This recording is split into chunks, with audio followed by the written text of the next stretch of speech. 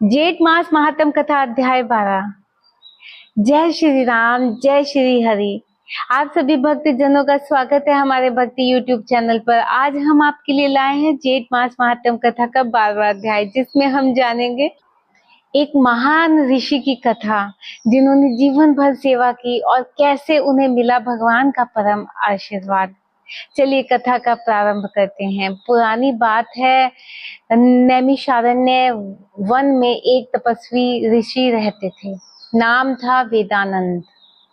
वे न तो यज्ञ करते थे, न ही किसी से दक्षिणा लेते थे। उनका जीवन केवल सेवा और त्याग पर आधारित था।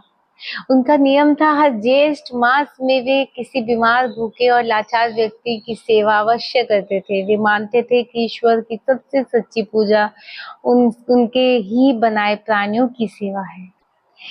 एक बार जेठ मास आरंभ होने से पहले वेदानंद ने संकल्प लिया, इस बार मैं हर दिन एक भूखे को भोजन दूंगा और सेवा करूंगा बिना किसी फल की आशा के। उन्होंने भोजन जुटाने के लिए जंगल में कंदमूल, फल और जल इकट्ठे किए।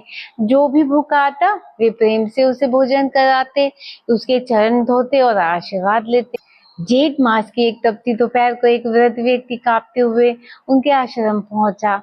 उनके शरीर पर कपड़ा फटे हुए थे, हाथ कांप रहे थे और चेहरा थका हुआ था। वेदानंद ने उन्हें सहारा दिया, जल पिलाया, भोजन कराया। बूढ़ा व्यक्ति मुस्कुराया और बोला, ऋषिवर, आप जानते हैं, बिना कोई प्रश्न किए सेवा की, आप धन्य हैं। क्या आप जानते हैं मैं कौन हूँ? वेदानंद बोले, मेरे लिए हर अतिथि भगवान का रूप है। मैं पहचान नहीं करता। तुरंत ही वह वृद्ध व्यक्ति दिव्य रूप में बदल गया। भगवान विष्णु वहां प्रकट हुए।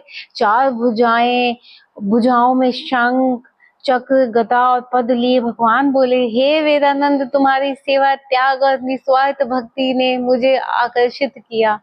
तुमने अपने तप से नहीं, अपनी सेवा भाव से मुझे प्रसन्न किया। वर मांगो।